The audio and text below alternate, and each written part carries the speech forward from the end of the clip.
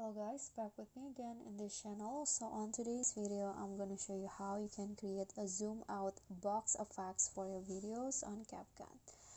So you need to add your clip to CapCut and then just click on it.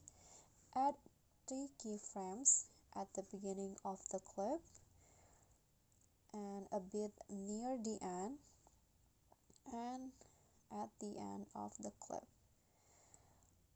And after that, go to the second keyframes and zoom out the clip like this.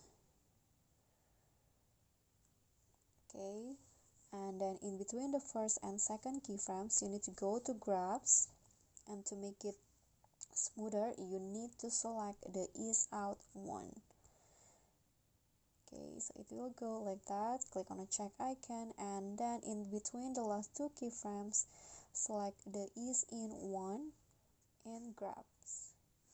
And after that, you are done and you'll have that zoom out box effect. Okay, so that's all for me. Thank you for watching. I hope this will be helpful, so thank you. So don't forget to click thanks, like this video, comment and subscribe if you haven't done that. Bye.